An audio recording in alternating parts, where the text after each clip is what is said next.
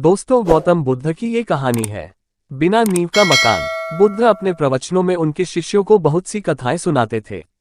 ये कथा भी उन्हीं में से एक है।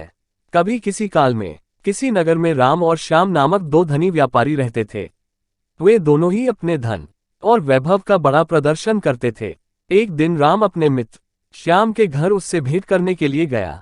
राम ने देखा कि श्याम का घर बहुत विशाल और 3 मंजिला था। 2500 साल पहले 3 मंजिला घर होना बड़ी बात थी और उसे बनाने के लिए बहुत धन और कुशल वास्तुकार की आवश्यकता होती थी।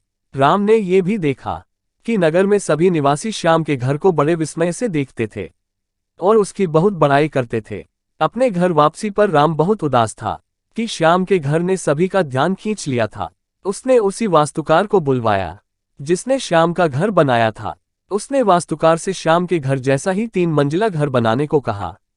वास्तुकार ने इस काम के लिए हामी भर दी और काम शुरू हो गया। कुछ दिनों बाद राम काम का मुआयना करने के लिए निर्माण स्थल पर गया।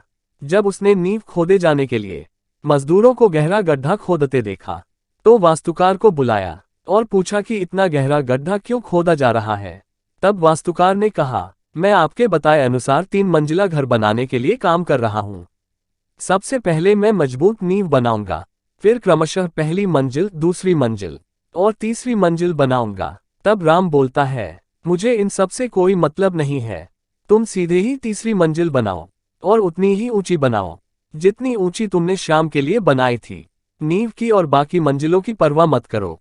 तब वास्तुकार कहता है, ऐसा तो नहीं हो सकता।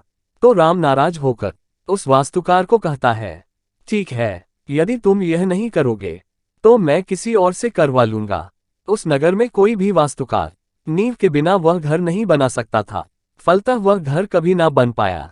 अतः किसी भी बड़े कार्य को संपन्न करने के लिए उसकी नींव सबसे मजबूत बनानी चाहिए एवं काम को योजनाबद्ध तरीके से किया जाना चाहिए।